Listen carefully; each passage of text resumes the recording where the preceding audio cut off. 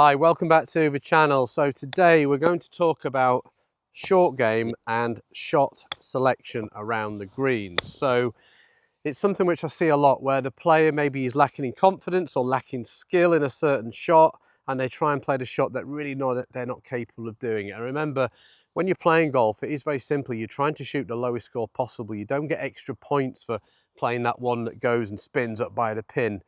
So it really is about choosing the right shot, which is what this video is going to be about. I'm going to talk about how you might play an advanced shot, how you might play an intermediate shot, and then there's the sort of beginner shot, which has its downfalls in terms of some aspects, but it's going to be the safest. So we're going to start with a 25-yard chip and run shot to that pin. So it's a low shot that's required. So here are a few options. I would start with the intermediary shot here, and then I'll talk about how you can go both sides depending on your level. So it goes down, it goes back up, and then it goes down again. So it sort of goes like this to the pin. So a chip and run with an 8-iron, for most golfers, is something that can be done fairly easily. So it's the chip and run, I call it release one. So release one is where just after impact the butter grip is pointing on that left hip, promotes a low flighted shot. And the idea here is you're going to land it on the downslope, which is going to kick it forward and then get it up the hill and then towards the pin. The downside of using an 8-iron here is once it goes over the hill there before the pin, it could go too far and go past the pin. But 8-10 feet should be definitely achievable for most of you here. So chip and run setup, down the grip, and play a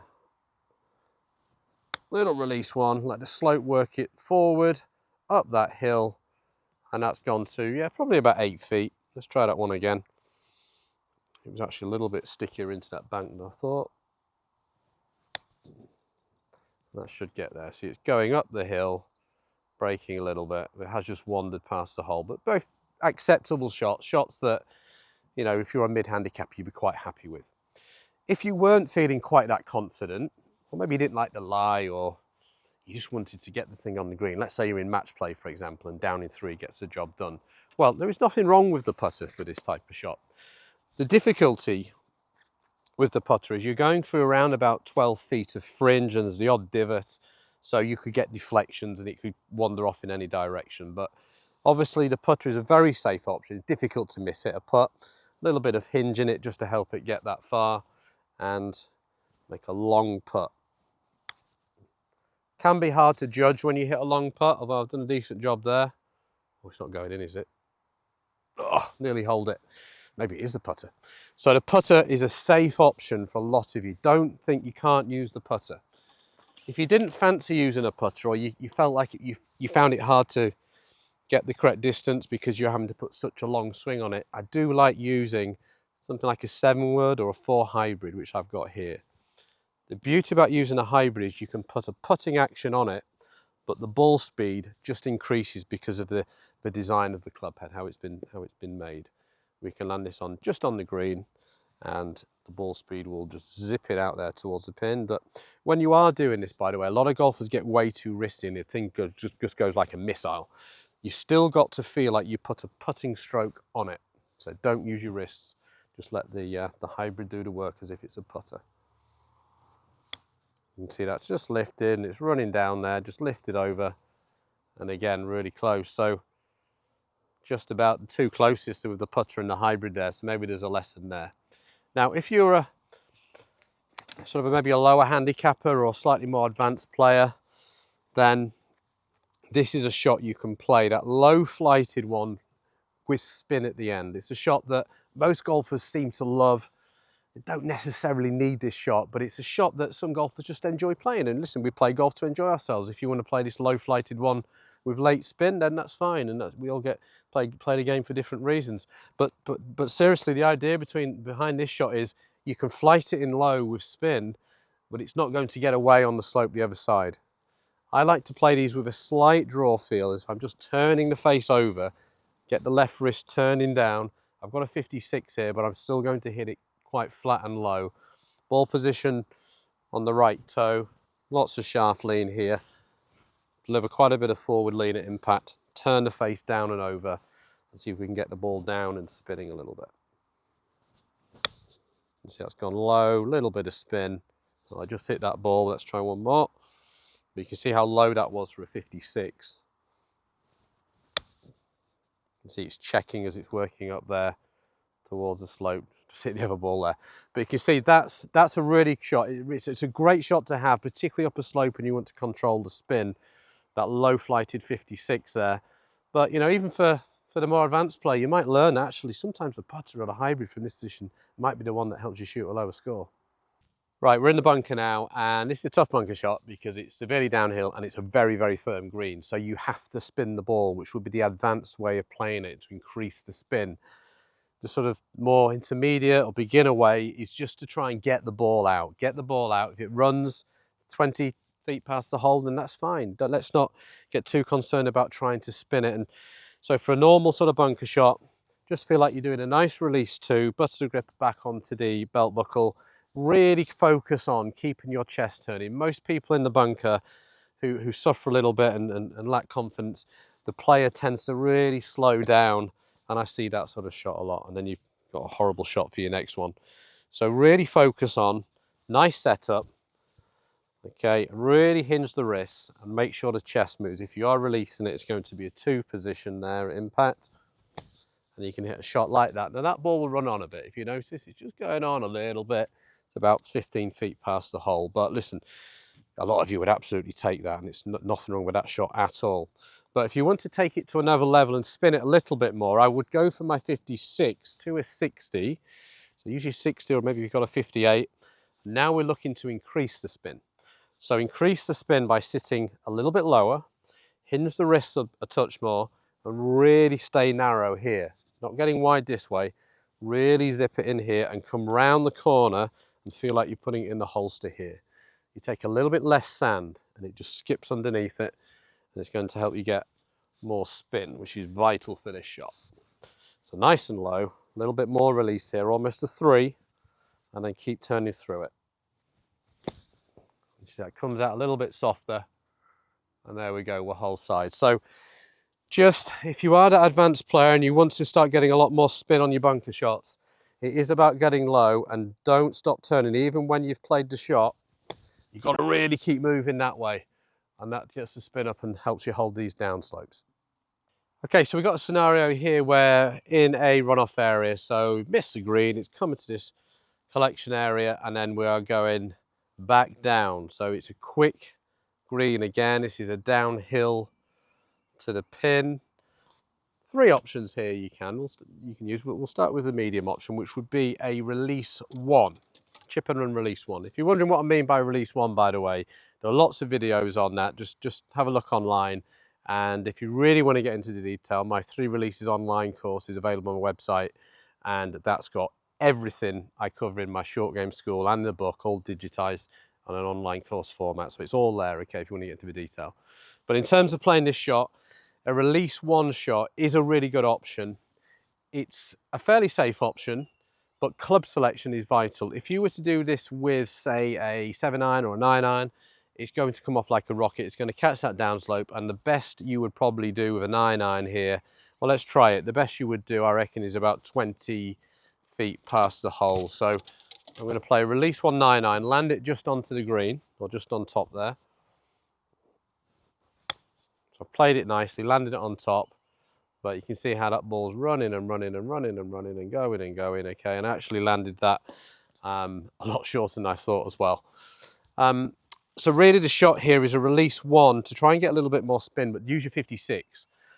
We need to get leading edge down, front hip release, landing it just onto the downslope, but we're going to have a little bit more check with a 56 than a 9-iron, which will help hold the downslope. I've landed it on the green, but you can see how the ball is pulling up a lot quicker than the 9-iron did, and it's down there to 3 feet. So that's a really good option. You land it on the downslope, but you land it on the downslope with spin because I'm using a 56 with a release 1, so it doesn't want to run very fast. So that's really kind of high quality IQ if you can think that way. You've got to anticipate where the first bounce needs to be, but what spin you need on that first bounce. If you didn't fancy doing that, A nice option again would be the hybrid. You can bump this into the bank here. That would take some of the speed out of the ball, and then it would feed down. Just a little putting action. And there we go. We're rolling down. It's going to go in. It's gone in. Yeah, it's gone in. There we go. Definitely the hybrid. So that's a good option. And the advanced shot here, because it's not always nice landing it on a downslope sometimes. If you land it on a downslope, you're never really 100% sure how the ball is going to react. So I could use a 56 here. The lie is just about okay, and I could do a release 2 and throw it over the downslope and not worry about that first bounce. So we carried a lot really. So 56, release 2 shot. Carry it over the lot. Just pulled it a little bit, but you can see how quickly that has stopped. I didn't have to worry about the downslope, and that's probably about 4 or 5 feet. So there's maybe your advanced shot. Take everything out of play. So there really is no right or wrong. You know, hold the hybrid there, and the 9-iron did okay. Sand wedge release 1 probably was the best shot there, and the release 2 I played quite nicely as well. So there's 3 options there. Figure out what's best for you. So right, this is a really difficult shot. It's a pitch shot of around about 45 yards off a firm, very tight fairway lie to a left-hand pin with a slope that is severely left to right, and it's quickly downhill. So there are some options here. If I was a higher handicapper or someone who was lacking confidence, I just wanted to try and get this thing somewhere on the green, I think a 7-iron is a good choice here. And you do basically a long chip and run with the 7-iron, release 1. You land it somewhere left of the hole, and you accept that you can't get this close. It's almost like the slope is going to take it away, but you try and get it pin high, and you try and hit it to 15, 20 feet. And I think for most players who are a little bit higher handicapper for this shot, you would take 3 shots to get it in the hole. And that's how you've got to think. 3 shots from here, walk to the next hole. It's not harming you in any way whatsoever. So ball back of centre, hands forward, long chip and run with the 7 into the bank. The bank's going to take speed out of the ball. It will kick off to the right, but you accept it. There we go. It's running down quite nicely, and he starts to break quite hard now. And it's running, yeah, pin high, but about 15 feet. I mean, that's good. You've got a good chance from there back up the hill of holding it. So good option, that. Really good option. The other shot you could use is a 52, a pitch shot now. So start to introduce a little bit of hinge, but do a release 1 impact. So it's a release 1 pitch shot, landing it just on the front of the green, as left as you dare, almost right on the edge of the fringe there, into a slight upslope, and then let it feed down. Okay, so this is safer in the fact that I think the strike is safer, but it's a little bit more advanced than the first one because you do need to get your landing spot a little bit more precise. But the upside of this is you're not worried too much about how the ball's going to kick on the slope, which is the worry with the 7-iron. So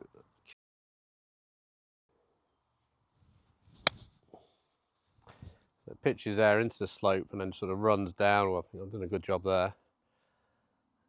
Yeah, played that really nicely, but it is quite precise that, you know, if I'd have missed that slope, it would have been a bit of a problem. So the advanced shot might be just to take all it out of play. I very, very rarely do this, by the way. It's using a 60 to pitch with. It is an emergency. I can take all of the downslope out and try and spin this as much as I can and carry it the majority of the way. It's a better shot because you are removing the slope issue, but I just think pitching with a 60 is a tough shot to get the strike as precise as you maybe want to. So let's give that a go though. So it's a carry all the way job, this one. Nipped it, should be spinny. Spin. Spun a lot, big bounce, very firm green, and it's just past the hole, maybe about 8-10 feet past the hole. So 3 serious options there. I quite like the first one for a lot of you. Just hit it into the bank and let it break away. Second one with a 52 release 1, and then the sort of release 2 60 to really get the spin. So some different options to think about when you've next got this awkward pitch shot. Right, so awkward lie in the rough now, a bit of a cushion behind it. You see how we got this thick cushion here? And that's really the difficult bit about this shot. Plus, the greens are quick, the greens are firm, and there's very little green to work with. This is a daunting shot. This is the sort of shot I see a lot of golfers hit a few yards in front of them or blade it way over the other side of the green. So this has to be respected. So different ways of playing this. The super safe one, which I wouldn't particularly advise, but I think if you just want to get this out the rough, you could use the hybrid. The benefit of using a hybrid in the rough is it does get through it really easily with the sole and the design of the club. The difficulty here though is judging how much this rough is going to take the speed out of the ball. But let's give that a go. You've got to hit a little bit harder than normal, but from this lie, if this shot you really struggle with, anything 20 feet away from here, 2-putt and move on isn't a bad option, is it? So putting grip, hybrid, hit it a little harder to get through the rough. And then it just shot off the fringe there. I went forward a little bit, but we're on the green with 2-putting. So don't be afraid of using your hybrid from the rough if you're really not confident. The intermediate shot here would be doing a release 1 with a 60, but a steeper attack. When you get the rough and these little cushions behind it, you need to get steeper. Steeper means the club coming more down into the back of it with the lead and edge more down, and that helps you then get to the bottom of the ball and pop it out. The downside is it comes off a little bit hotter. So I'm going to use a 56. I'm going to land it in the fringe, not the green, and then let it roll out. So I'm delivering a forward shaft lean here. So the ball goes right foot, hands forward, a little bit of a hinge. So it's a hinged release 1 rather than a standard chip and run release 1 where you go wider, which would be too shallow for this shot. So ball back, hands forward, little hinge, and down into the back of the ball. You can see that it sort of lands fairly softly. It actually came out quite softly, and that was to about 6 feet or so. But you can see how I came down into it. I got the contact, which is the main thing. Now, an advanced option here would be using the 60, and same sort of lie with this really awkward little cushion behind it, like that. So it's sitting down. It's a tricky one. And the idea here is we get really steep, so we lean forward, lots of shaft lean here, hinge it up, come down steep look, and the last second you put a release into it. So it ends up being a release 3, but really steep release 3. Pops out. This is advanced, okay, this is a tough shot. Right, so we go down the grip, weight forward, pick it up, release really late, pop it out. And then it comes out really, really softly. And that one actually came out really soft, and that's just short of the hole, about 4 feet away. So that's a really, really good shot, but you're going up steep, down steep, last minute releases, and it pops out nicely. So a few options there for you to think about next time you're in the rough. Right, so this is a lot of golfers' worst nightmare. Steep downslope, extremely tight, bare lie to a frontish pin with a big upslope before. So this is a tough shot. So one option, like the super safe option, is the putter. I really wouldn't recommend even using a hybrid or 7-wood or something here. I think the putter is a good choice. The downside of the putter is there's some divots, there's a lot of longer grass to go through. It's quite hard to judge when you've got to hit a putter this hard. But if we just want to get a contact, this is a good option. Now, normally you would play your putt on your left heel, hopefully. I would now play this back of centre with some forward shaft lean, because that's going to encourage the putter to go up and then down, which is what's needed on this slope. There is a left to right as well, so I need to aim this sort of 8 feet left of the hole.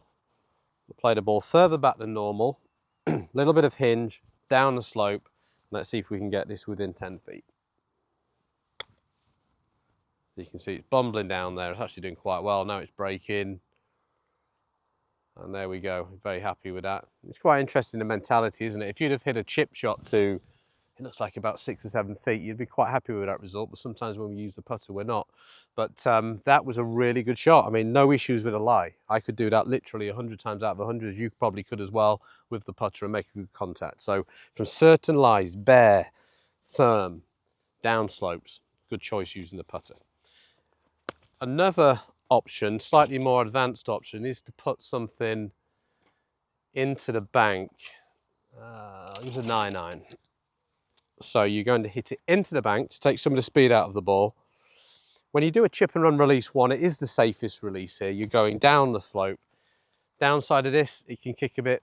Upside is it's difficult to really hit behind the ball because you're using a 9-iron. The danger of a downslope, of course, is hitting way behind it. But when you get a straighter face club in your hand and you play the ball back like I'm doing here, ball outside the back foot. Okay, that's why I'm using a 9, by the way. If I was using a 7 here, I'd be turning it into a 5 and it's going to come off like a rocket. So it is a 9. I've turned it into a 7 with the setup. And we do a tiny bit of hinge in the backswing, but a nice straightforward release one into the slope. And let's see if the slope takes some of the speed out. And that's going to be really close. That's a lovely shot. There we go. Almost stone dead. So really good option. That's probably the shot I would play there, actually, in terms of how I would look at that, because it guarantees the shot, guarantees the strike, and you can see how the slope took a little bit of speed out of it. So that's a really nice option. The other option, let's say you've got to carry this on the green, the advanced option here would be to get steep with something like a 60 and feel like you're fading it with a release one follow through. Going to spin a bit, it means you can carry it onto the green so you don't have to worry about judging into slope. So this would be the advanced option. So if it's down, you cut it, right? So you move open with your body, you play the ball back, you put the hands forward, you go down the grip, you lean with the slope. Very important you lean. If you lean back this way, you're going to hit back here. So you get ahead of it, you lean with the slope, you hinge early, and you go slightly above plane, you go out, and you go across. It's a release one, but you hold the loft. So it's like a trappy low fade with a 60 that will land up there and then spin a little bit more. So we go this way, up, down, and we cut it. You can see the spin on that shot, and it filters down pretty good, actually. If that landed like another half a yard, I just landed it right on the edge of the green, that would have been even closer. But that was a nice shot. A little bit of a divot there, which is what you would expect because I'm getting steeper, I'm getting more down into it. And there's a nice option if you want the spin. So 3 ways of dealing with these down slopes. So hopefully that's helped you. I've given you sort of 6 scenarios there around the green that we get, whether it's on a fringe lie, a runoff area, out the rough, bunkers, downslopes, some different situations that we all get. And there are different options. There isn't just one way to play this. And you've got to weigh up a few things. You've got to weigh up your confidence, how you feel. You might be playing stroke play or match play. And your ability as well. Are you able to play the shot? That's where your practice comes in. Can you trust yourself to play the shot? But if you don't and you want that simple shot, I've shown you there are other ways to get it close. You don't have to play that champagne shot, if you like, that one that spins by the pin. There are other ways of getting the job done. So next time you play, think about it. There are different options and you need to try and pick the one that's going to help you shoot your lowest score. So hopefully that helps next time you're out there. Enjoy your golf.